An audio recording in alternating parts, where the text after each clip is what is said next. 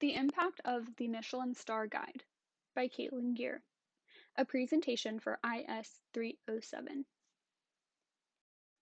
Hi, my name is Caitlin, and I love all things cooking related, which hopefully you can tell by this beautiful rib roast I am holding here.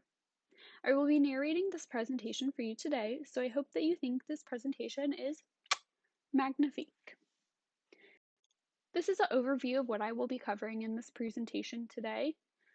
I will be covering the Michelin Star system, its history, how it works, the prestige surrounding it, famous chefs and their stories, the controversy that surrounds the Michelin Star system with awarding and taking away of stars, and the pressure that it puts on chefs around the world.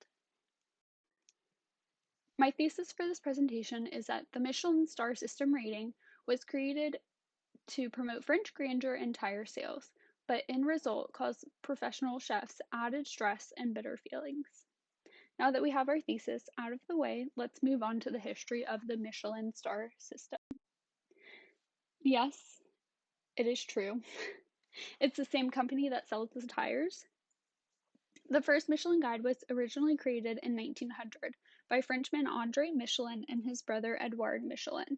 They wanted to create demand for automobiles. Why?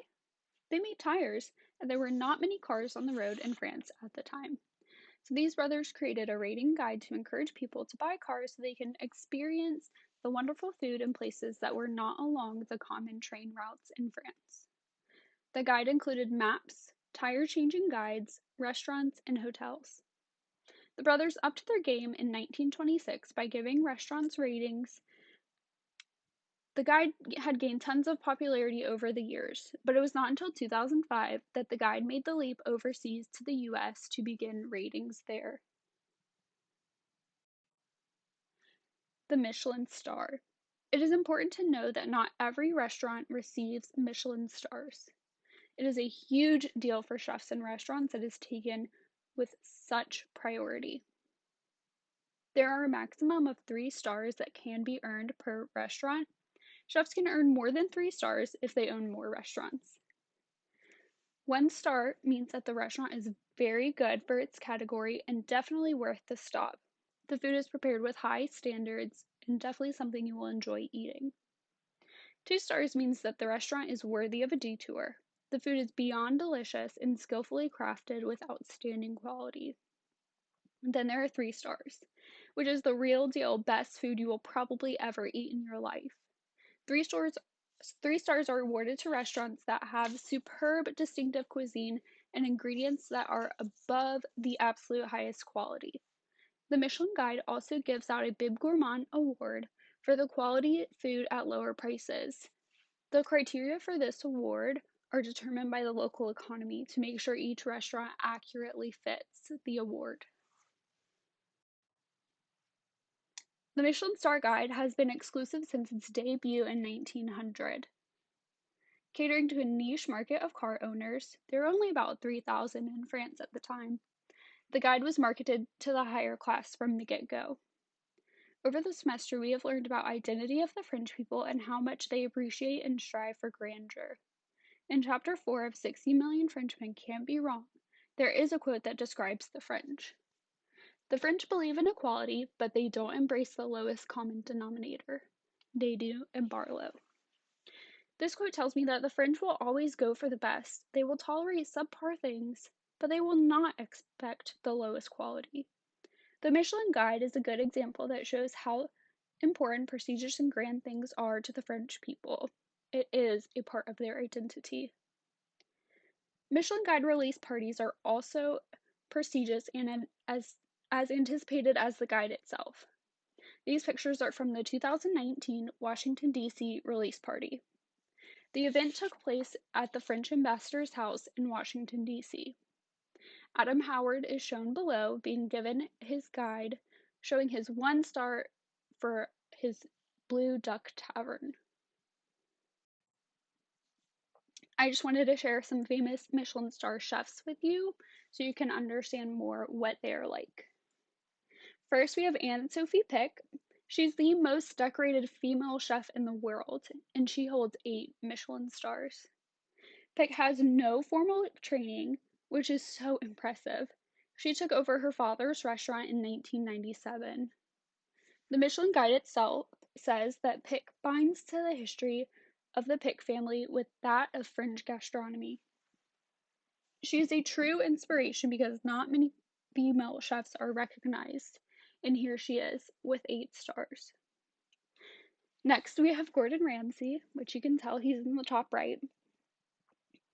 Ramsay is known for his fiery attitude, and the F word is his favorite, which is very entertaining, and his many TV shows and restaurants. Throughout his career, he has earned 16 stars, although he currently holds 7. And then the bottom is my favorite Michelin star chef, Massimo Bottura. Massimo has 3 Michelin stars for his restaurant Osteria Francescana in Modena, Italy. Massimo has a true heart for cooking that is displayed by his soup kitchen and cooking classes for special needs people. He is seen on shows like Ugly Delicious, Somebody Feed Phil, and That's Delicious with Action Bronson, who he is pictured with to the right.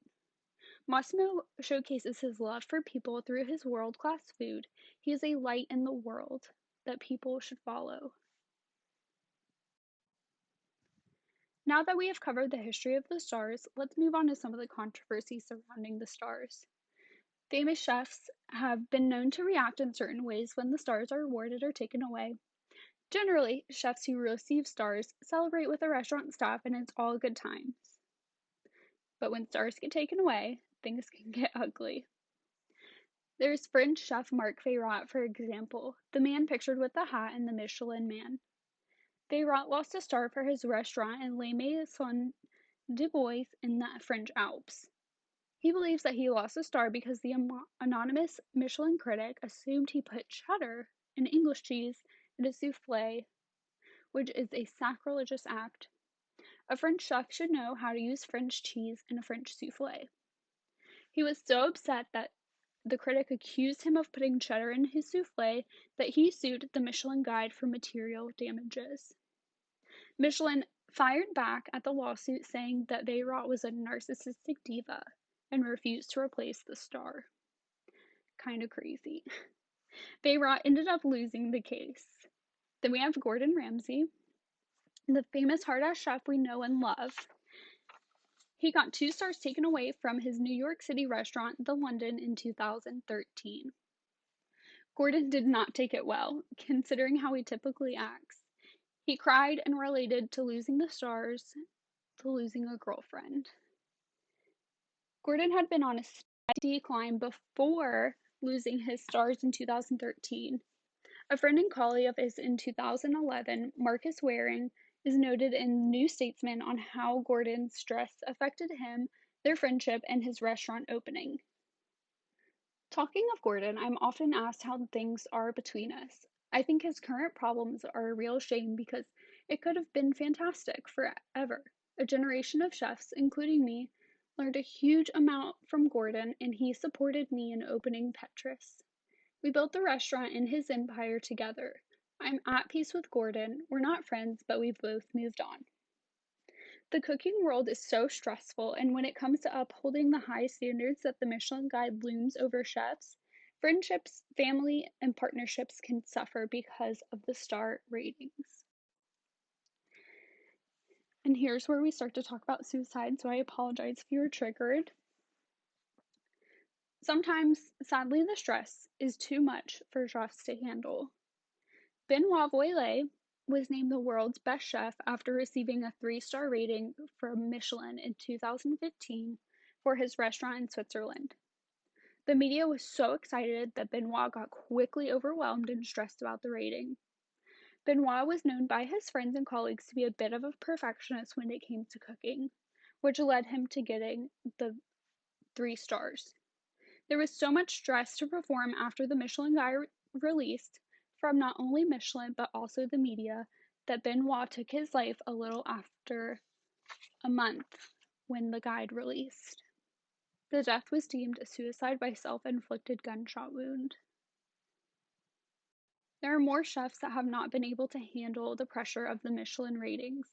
This is the dark part of the Michelin star system that not many people like to acknowledge or talk about, which is very sad.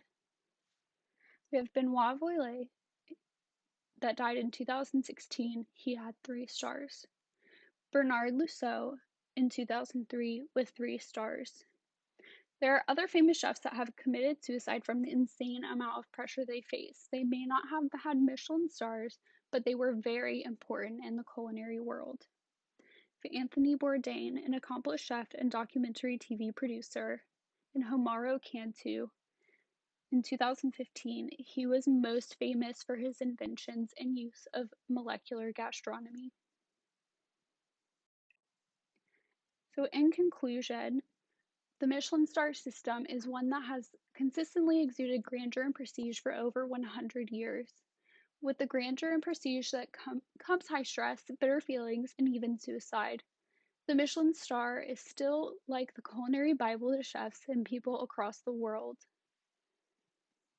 I hope you enjoyed this presentation on the Michelin star system, and I hope you enjoyed it. Thank you.